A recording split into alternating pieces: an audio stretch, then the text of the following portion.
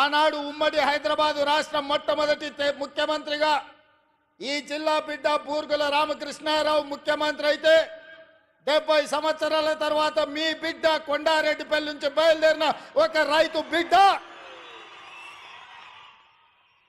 మీ అభిమానంతో ఈ తెలంగాణ రాష్ట్రానికి మళ్ళీ నాయకత్వం వచ్చే అవకాశం వచ్చింది.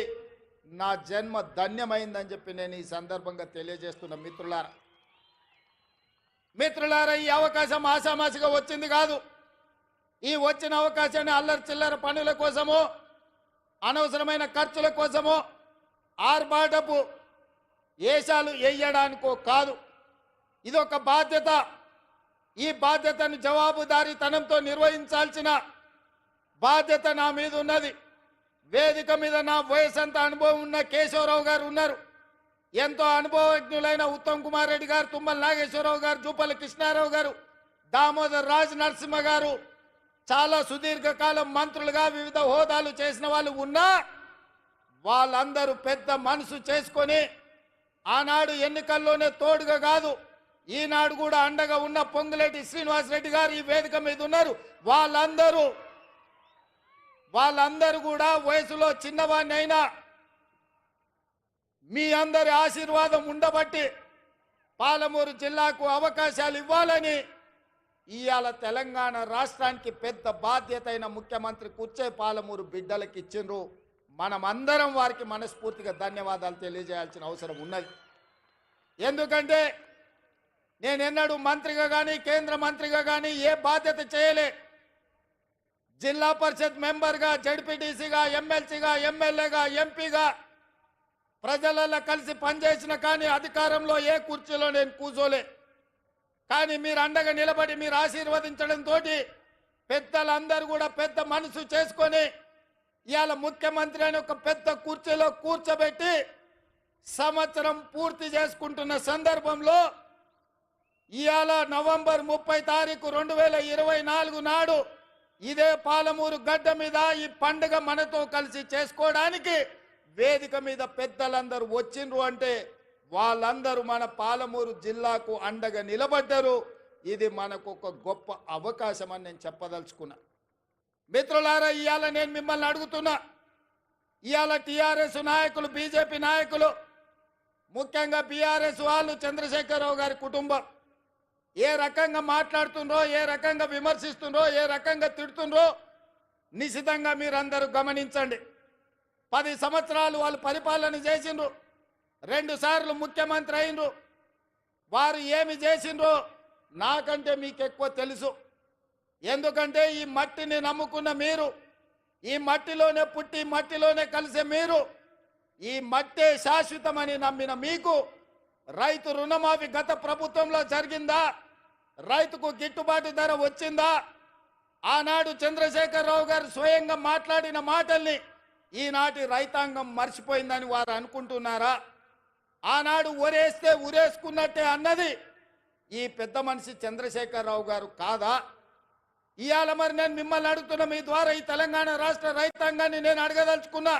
ఆనాడు ఒరేసుకుంటే ఉరేసుకున్నా అన్నట్టు ఆనాటి ప్రభుత్వం అంటే ఈనాడు మీరు ఒరేసుకుంటే 500 రూపాయల బోనస్ ఇస్తామని చెప్పిన మాట ఉత్తమ్ కుమార్ రెడ్డిది కాదా? ఒరేస్తే ఉరేసుకోండి అని చెప్పిన ఆనాటి పెద్ద మనిషి మీరు వరి వేసుకోండి, వేసుకున్న వరికి 500 రూపాయల బోనస్ ఇస్తాం, మీ ఖాతాలో 3 రోజుల్లోనే బోనస్ కనక వర్షం గలగల రాలుతుంటే బీఆర్ఎస్ వాళ్ళ గుండెల్లో పిడుగులు పడుతున్నట్టుగా ఉన్నది. మిత్రులారా, ఇవాళ కాళేశ్వరం కట్టినా అన్నాడు, పాలమూరు రంగారెడ్డి ఎత్తిపోతలు చేపట్టినా అన్నాడు. ఇప్పటి వరకు 10 సంవత్సరాల ఆనాటి చంద్రశేఖరరావు గారు కేవలం సాగునీటి ప్రాజెక్టుల కోసం, కాంట్రాక్టర్ల కోసం 1,83,000 కోట్ల రూపాయలు ఖర్చు పెట్టిండు. అందులో కాళేశ్వరానికి 1,02 కోట్ల రూపాయలు, 1,02,000 కోట్ల రూపాయలు ఖర్చు పెట్టిండు. 1,02,000 కోట్ల రూపాయలు ఖర్చు పెట్టి ఆనాడు పండిన పంటను కాళేశ్వరం నీళ్లతో పండించిన అని గొప్పలు చెప్పుకున్నాడు. వారు చెప్పుకున్నప్పుడు మేమేం అనలేదు.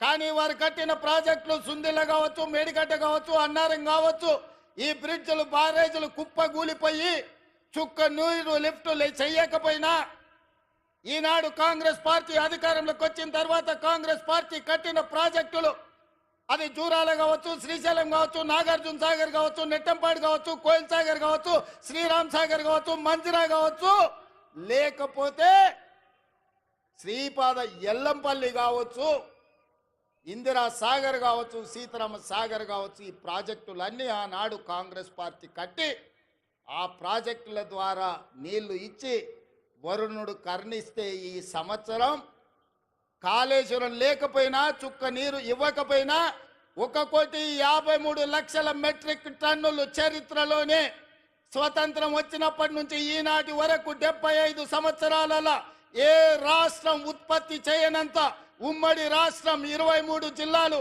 ఇవాళ ఆంధ్రప్రదేశ్లో ఉన్న 13, తెలంగాణలో ఉన్న 10, ఉమ్మడి 23 జిల్లాలలో కూడా ఒక పంటకు 1,53,00,000 మెట్రిక్ టన్నుల వడ్లు ఎన్నడు పండలే.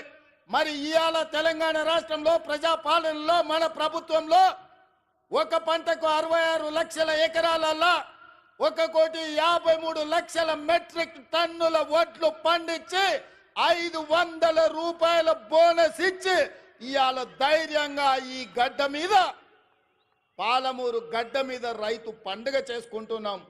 మనకు రైతు పండుగ చేసుకునే హక్కు లేదని బీఆర్ఎస్ వాళ్ళు అంటుండ్రు. మీరు ఒక్కసారి ఆలోచన చేయండి మిత్రులారా.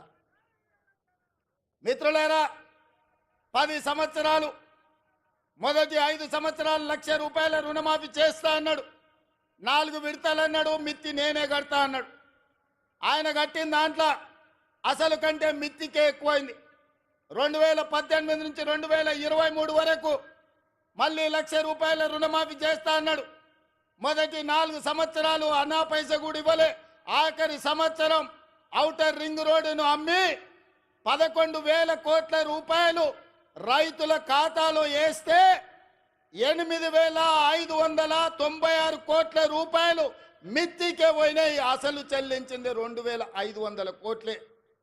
మిస్టర్ హరీష్ రావు గారు, మీరు వినండి స్పష్టంగా. ఆర్థిక మంత్రిగా మీరు బాధ్యత నిర్వహించింది కదా.